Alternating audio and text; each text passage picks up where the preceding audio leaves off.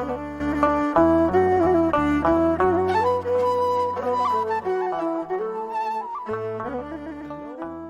peoples. You're not dreaming. It's really happening. This is your boy, Deacon Dawit Muluna, back at it again for another season of a podcast for my second book that I published last year, Hopeless Romantic, The Untold History of Ethiopia. I thought it was only appropriate that I bless you guys with another season of a podcast. Obviously, a lot has happened since the last time I had a podcast, and the world looks a lot different. Our country looks a lot different, and just wanted to come here and talk about the book. I hopefully get people excited. But if you guys have heard my previous podcast, you guys know what time it is.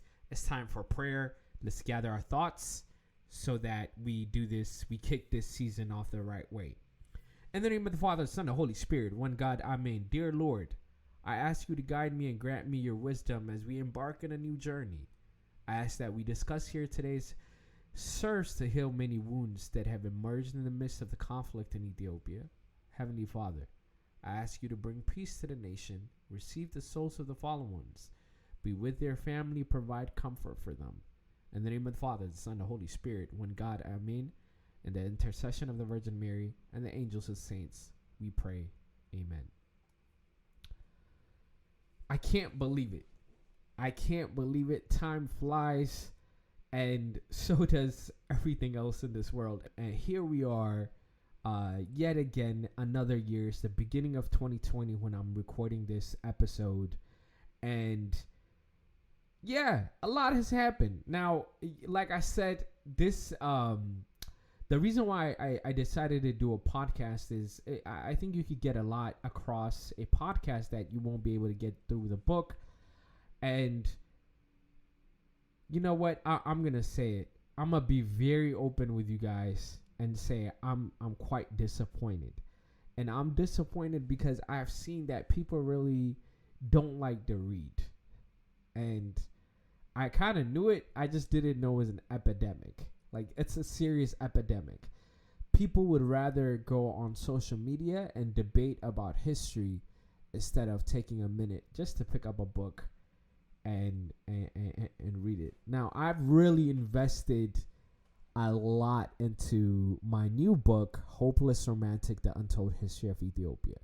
So if you're listening to this podcast, but you didn't get a chance to get the book.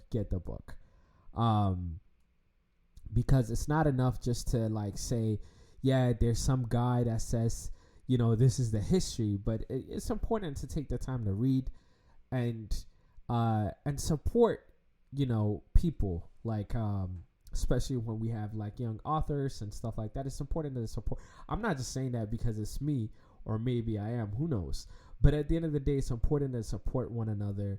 So, you know, get the book and make sure you read it, and then, you know, and then have some conversations about it. If you don't follow me already on Instagram, you can follow me on Instagram, dmuluna, or Twitter. And then I really appreciate everybody who's been supporting me financially. It really does mean a lot. I don't really have like a steady job, so I'm getting by what you guys are supporting me with. So it really does mean a lot. If you want to become a supporter and become a patron, I do have a page on patron.podbean.com/Dawit Muluna. Again, that's patron, patron.podbean, podbean.com/Dawit Muluna, and you can participate there.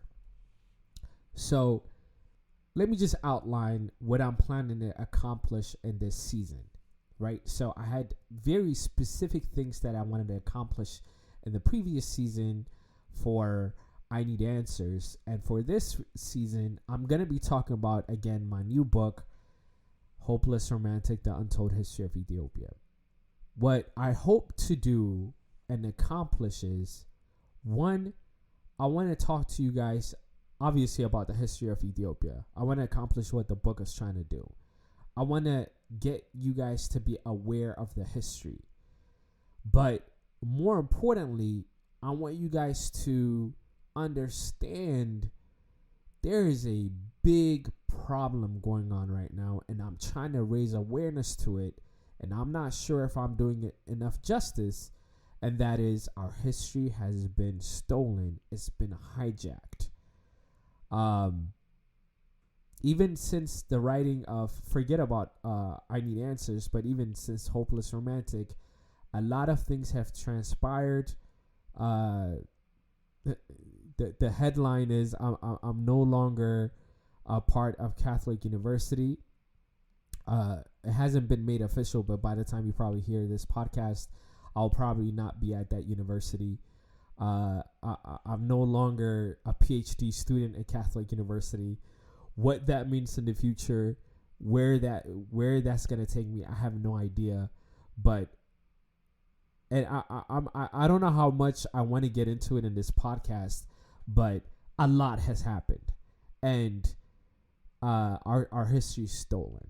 And I know I'm being ambiguous. I know I'm not, I'm being vague here, but there's some stuff that I can talk about, and there's certain things that I still cannot talk about, because of writing this book and all the stuff that's transpired since.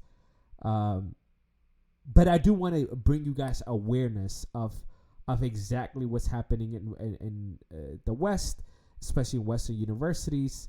A little bit at Catholic University that I had the pleasure or displeasure of being introduced to, but more importantly, things going on in Germany at Hamburg University, and how our history has been hijacked. So I'm going to be talking a lot about that, and depending on how I feel, I'll get into more details about it. But I do want to talk about the history and get you guys to understand how history is approached and what we should do when we talk about it. So in this episode, that's kind of like the overview of the season. But this episode, I just want to highlight some of the events that inspired me to write the book. And I talk about in the introduction of my book. And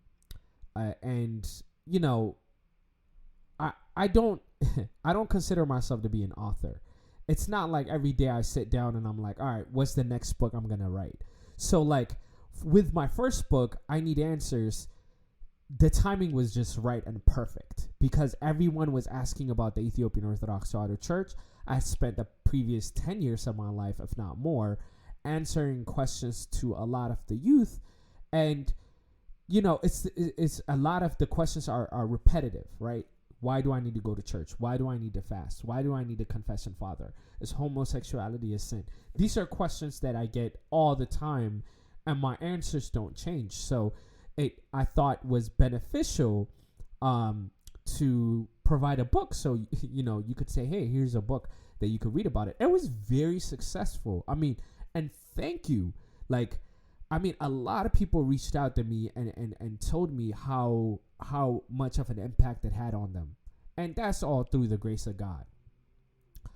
Obviously, since the last book, the world is a lot different, right? So we have this thing called COVID, and here we sit in 2022 with another variant, the Omicron, and then, I have to say it. I apologize. I know I'm upset some listeners, but get vaccinated. Get the booster. Vaccinations work. I apologize, people. I feel like I lost half of my listeners just about right now, but I believe in vaccination. And my brother is a pharmacist, so I believe in drugs. I apologize. I had to do it. I apologize for all my listeners.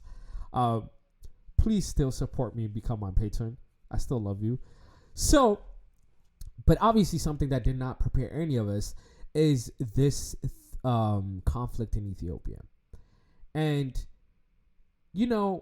growing up in America, you hear conflicts in Ethiopia.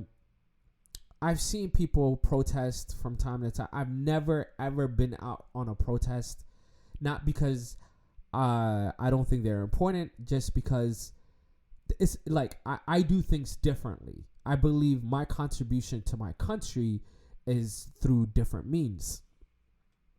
So when conflicts first were arising, like, I didn't want to get involved, right? And I didn't say anything, especially if you guys recall the initial wave of problems were with the Oromo protests, and that was the first scene that we saw, like, people kind of saying, "Hey, what's going on?" and this like major shift in Ethiopian politics. And one of the pushbacks that I've got is, as a deacon of the Ethiopian Orthodox Tewahedo Church, I should keep quiet. Like, my job is to preach about Jesus and God, and not get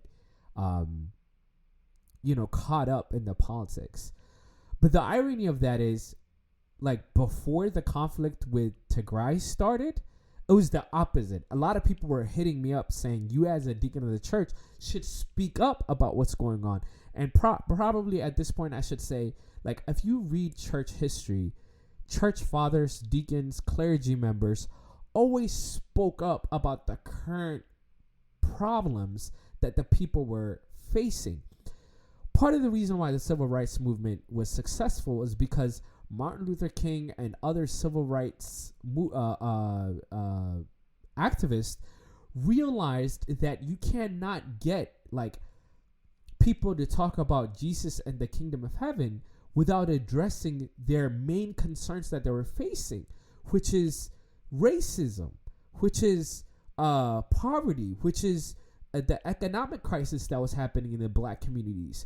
So a lot of the churches became a safe haven for talking about the, like, day-to-day issues they were facing. So Monday through Friday, they would go to work.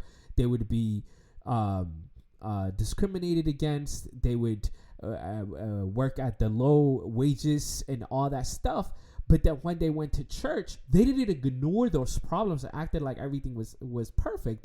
They addressed those issues and then refueled them so that when they went back to work on Monday, they had enough energy to get through the week. So, and that's just the civil rights movement. But when we go back in history, you'll see that anytime there was a major problem in the society, the current events were addressed at church by clergy. This is practiced throughout church history. So I'm saying all this to say that as a clergy member, I believe we do have an obligation to address the concerns of the people. Now, when it comes to the politics of Ethiopia, the reality is, like, the youth, which is the people that I minister, honestly did not care about the politics until the past 2-3 years. So yes, there were conflicts in Ethiopia prior to the last 2-3 years, but the youth honestly didn't care. So they came to the church.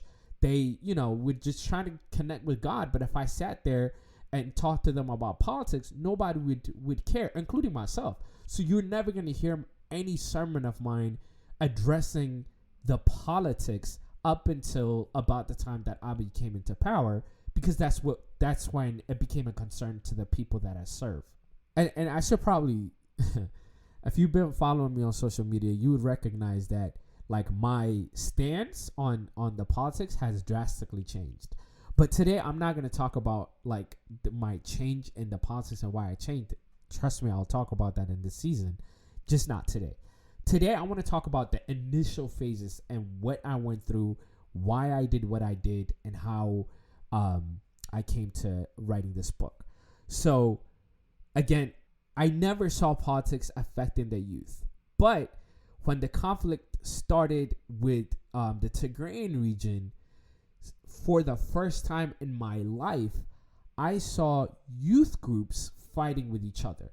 I've always heard parents arguing about politics, and that's nothing new, but I've never in my lifetime have seen the youth fighting about politics. And this affected YOTC, the group that I serve with, right? The Christian group that I serve with.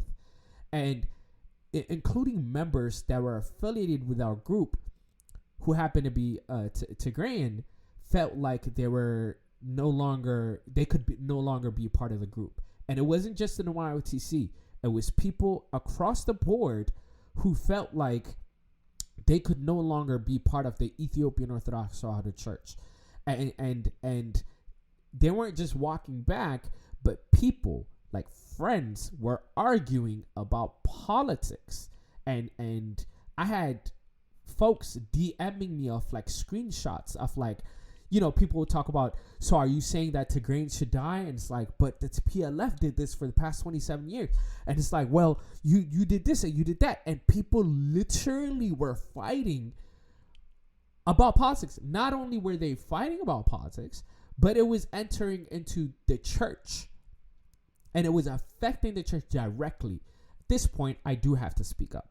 So my first call of action was peace, love, unity, and to focus on, the gospel. And while acknowledging that it was a difficult time. So it wasn't about taking sides. It was about acknowledging both sides. But I have to say, especially in the initial stages, like, it was so frustrating hearing people talk about politics, because most of it was like, my mom said that TPLF is a terrorist group. Well, my mom said that Abiy is a dictator, and people would fight over that. It's not like, the truth of the matter is, a lot of us who grew up in America, we don't know anything about the politics other than what we were being told, at least in the initial stages. Most of us did not do our due diligence, and we didn't read articles.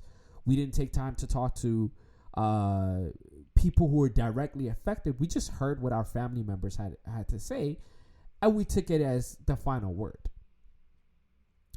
So, but again, my thing is, I could sympathize with literally both sides of the spectrum, right? When you have a Tigrayan youth telling you that their family members are in danger and they can't talk to their uncle because of the internet being down and electricity not being operating in the Tigrayan region, that's not something like an appropriate answer to that can't be, well, TPLF did this for 27 years. As a human being, you're obligated to sympathize with a person who's literally telling you, I don't know how my family members are doing. The appropriate answer cannot and should not be, they're probably lying about this. They're being paid. And on the other spectrum, when someone is saying, look, TPLF is the reason why my family members were arrested. TPLF is the reason why, like, the people that I love, all these things happened to them. It happened to me. The appropriate answer cannot be, oh, you're an Abiy supporter. That just can't be it. We as human beings, we have to relate on a human level and at least acknowledge that person's pain as they're retelling it to us, right? So when I was hearing like these both sides talking, it's when I decided to speak up. Before being very like taking a very extreme approach, I really did take my time to hear what people had to say. And what I did was I sat down and I heard the perspective of the people who were supporting Abiy, or even the people who, I shouldn't even say supporting Abiy, but who are anti-TPLF, right? So I heard the grievances.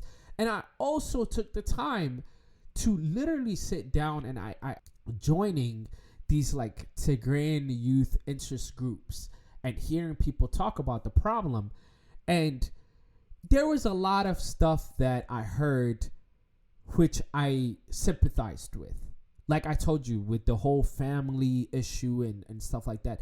But on the other spectrum, I've got to be honest and say there was some rhetoric that I heard which not only was wrong and inaccurate, but quite alarming. And one interest group that I attended, and it was meant for like the Tigrayan youth, there were adults there telling the youth, and most of the youth were diaspora. When I say youth, I'm talking about late teens, early 20s, and maybe even some 30s. But the adults were telling them that the war on Tigray was a war against everyone who speaks Tigrinya. And I'll play the audio in a minute, but there was a mother on there who literally was saying, they are coming for you. Get ready. And here's the audio. Yeah, speak. Yeah. Hi everyone else. I don't want to take much time. I just want to congratulate all of you who have organized this, who are attending this, who are articulating, the opinions of so many voiceless Tigrayans and peace-loving nation. As a mother of maybe most of you, I am proud to see the children of Tagaru and Eritreans as well, to sit here wherever you are, to stand for humanity, not only to stand for humanity, to stand for the dignity of your people, to stand against the existential war against Tagaru and any Tigrinya speaking. By the way, Eritreans do not have any illusion that this war is not your war. This war is about anyone who speaks Tigrinya. The war in Tigray is not about a war against TPLF. It is a war about stealing the history of Tigray, stealing the land of Tigray, stealing the dignity of Tigray, and basically erasing Tigray from the land of Ethiopia. So don't have any illusion that, well, anyway, we're next door, we're going to be fine if the war is over. It is not over. It is going to haunt you later on if we do not stand together hand in hand fighting this aggressor, this inhuman, unjust war. So there it goes. And it's disturbing. And fear does a lot. And when I saw this movement taking a new life of its own, it began to scare me. Right? And I mean, there's a lot I could say about this audio. There's a lot of things, we could unpack here, but and I'll get into that maybe in another episode. But immediately I started to see that we were headed in a very dangerous route. When you get people to be afraid, you could get people to do anything you want. When you get people to think that there's an entire ethnic group, an entire nation getting ready to kill them, you could get people to do a lot of stuff. Right? And it's not just, again, wrong, it's irresponsible. When you're talking about things at this level, you've got to be cautious of how to address the problems. You can't just be saying stuff like that, especially as an adult, as a mother that people, look up to you about. But you can't overreact either, right? You can't underreact, but you should not overreact. So I thought the appropriate response to this fear was letting people know, look, I do not hate you. Like, regardless of what you're hearing on the streets and on these interest groups and online, and what people are telling you, especially to the Tigrayan youth, I wanted them to know, at least I don't hate you. And I could swear to you that there's a large group of people I know for a fact do not hate you. The problem has nothing to do with you. It has everything to do with the group, TPLF. And even then, I knew a lot of people in the initial phases that didn't really care about TPLF either. And they were just going about their everyday business. So I thought it was important to send out a message to let people know, look, I know you're being told that, there's a large group of people that hate you and that are trying to kill you, but I'm here to let you know I don't hate you and I don't want to see you die. So I started making sermons around this approach. But unfortunately, it wasn't received well with all parties. Just like the politics right now, whenever you take one stand, You're going to get a group of people to praise you and other people to condemn you. So when I started making these sermons, of course, a lot of Tigrayan youth reached out to me and thanked me. People were like, wow, at least there's one person out there who's speaking the truth. And on the other spectrum, the anti-TPLF folks, man, oh man, I got a lot of heat. I got a lot of fire. And one sermon in particular that rubbed people the wrong way was when Abiy took the military into Mekelle. I saw a lot of people celebrating the end of the TPLF era. Of course, this was premature. We know that now. But at the time, people really thought it was the end of the TPLF era. And people took the streets and were celebrating. And my point then was, this is such the wrong message. Because like I told you, I spent time listening to what the Tigrayan youth were being fed, which was people hate you. Like Ethiopians hate you. Specifically, Amhara tribe hates you. This was definitely a message that was being pushed to the Tigrayan youth. And right when Abiy, the military went into Mekelle, you saw a lot of people celebrating. This was the perfect propaganda to point and say, look, they're celebrating the fact that your ancestors, your uncles, your aunts, your family, they're dying, and they're celebrating it. And that got twisted. It got twisted. And I believe it was a missed opportunity, because that should have been the moment where we connected on a human level. That should have been the point to say, look, I hate TPLF, and TPLF is a terrorist group.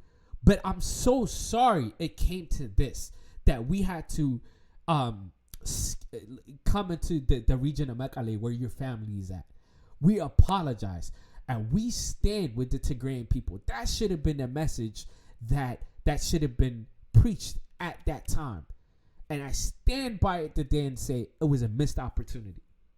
You guys can get mad at me all you want, but I stand by it. It was a missed opportunity, because I'm trying to get into the psyche of a Tigrayan youth. Imagine you're an 18-year-old Tigrayan who's told all around by the people you respect, the clergy, your family, that the Ethiopian, the Amhara people, they hate you. That's what you're being preached. And I would say that if I was an 18-year-old kid being told that, my initial reaction would be denial. And then I would say, there's no way. But then if I see people celebrating the fact that the military came into my region, it would confirm everything that I've been preached to the past however many years or however many months. And that was the problem. And I think that's when lines were drawn. But having said that, I think that my biggest problem became just how mean we were on social media. Like, again, first of all, understand that, like, I have a right to have an opinion, right? Like I said, number one, as a deacon, I do have an obligation to talk about the current circumstances. But you don't have to agree with everything that I say, but the amount of disrespect that I received was insane. And for me, being, in public, like, I get a lot of, like, just ridiculous messages all the time that I just ignore. I don't let it bother me. And it doesn't.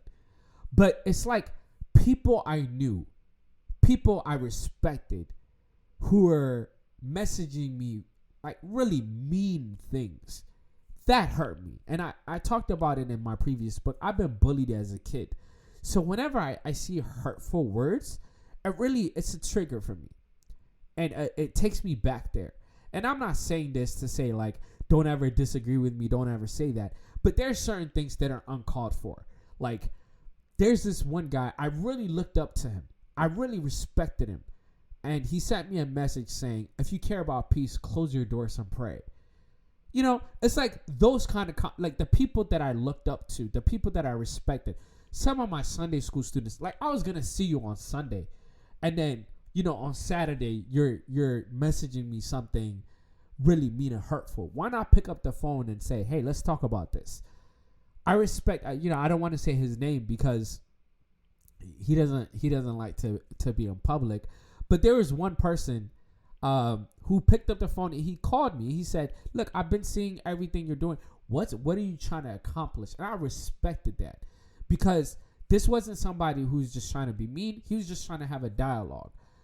And especially if you know me, you may not agree with everything I do, but pick up the phone and just call me. But whenever it gets to the point where, we're being disrespectful on social media, that's bullying. And like, we don't have, like, we're past the bullying phase. Like, we know what bullying could do. And I was very heartbroken when I saw that. And all this to say, it broke my heart to see the people that, I love and the people that I respect going down this lane, seeing this division over something that didn't need to happen.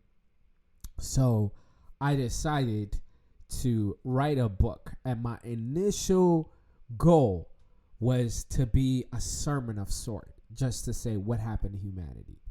Why are we speaking to each other this way? Of course, the book kind of took a dramatic turn, and that's where we're going to stop today and see why it took a dramatic turn and kind of how it took the shape that it did in the final period. So having said that, I want to encourage everybody, if you haven't got my book, get my book. Follow me on Instagram and Twitter, dmuluna.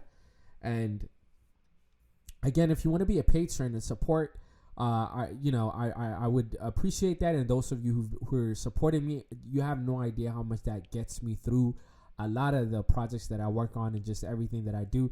So thank you again. Again, if you want to be a patron, you could support at patron.podbean.com/Dawit Muluna. Thank you. Have a blessed day, and stay tuned for future episodes.